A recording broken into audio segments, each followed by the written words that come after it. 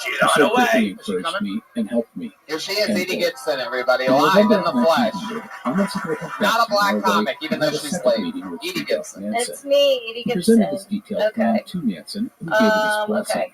What do For I want to do? Amundsen, this Oh, was the true so beginning this is of a his really good venture. show. Nansen's blessing I was was just at a later show anything. yesterday at a sports bar. Author Stephen It R. was so Brown, bad in that his the black biography guys of were Amundsen, actually Paul watching Starkey, hockey. said, quote, without Like, that this support, did not want Amundsen's anything to life do as with a the show famous whatsoever. explorer might I have love to ended be a before it comic even because I would began. love to do a job where I can drink. Amundsen There's had either be a together an comic or outline be a of his whore and voyage. surprise. I just He would found a way to travel do light, both. use skis, dogs, and a smart cane. He would use I haven't been to a bar since my friend He Kathleen would came to look at visit. other explorations And of others I and went to write the them bathroom and down. she came back and The she goes, small someone nature put of the something in your expedition drink. also would be Don't worry, they advantageous were really as it would make it hot. cheaper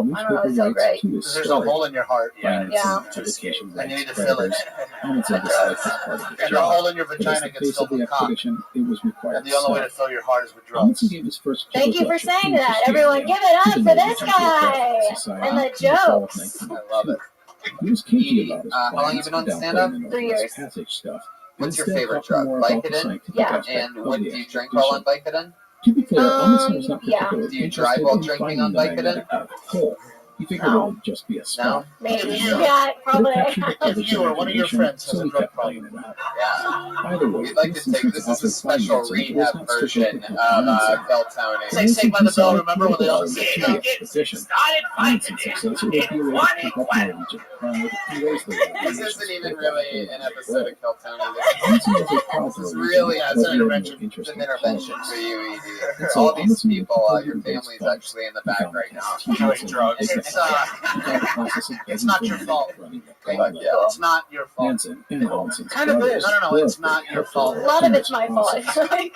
Outside of money, the Thank next God thing for bad Amundsen would stepdaddies, do huh? was assemble his Fuck crew. yeah. He was offering good pay and wanted to be the best. Thank you. I like it. He was looking for I his love this social show life. so far. It We was went said that the from, worst thing a person could say forget to it. Amundsen It's a drug show. It really is a drug show. I'm very excited. I'm dating a girl right now who's a French maid? Crystal. We know about No, this. that was in Montreal. I'm dating a girl who was like crystal meth addict at 14. Went to rehab. The crew besides Amundsen. She sounds like a real winner. She's cool now. She's cool now. Is that why she allows rich girls? Are you jealous of I like her attitude. She's like, oh man, what a fucking loser.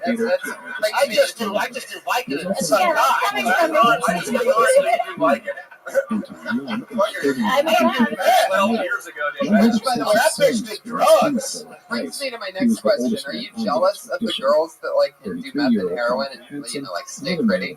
I've always wondered that about girls. No, never even thought about that. Whoa, I don't know. That was really convincing. I've never really thought of it that way. But when he said meth, you said, well, you know, she doesn't have her life together. But Well, 14 is pretty young. Was the second engineer doing and that. responsible But like, for Because I'm 26. Oh, why are you all fucking touchy on this Because stuff? I'm 26. I mean, you gotta look at the positives. Like, at least people on meth, like, in their apartments and shit.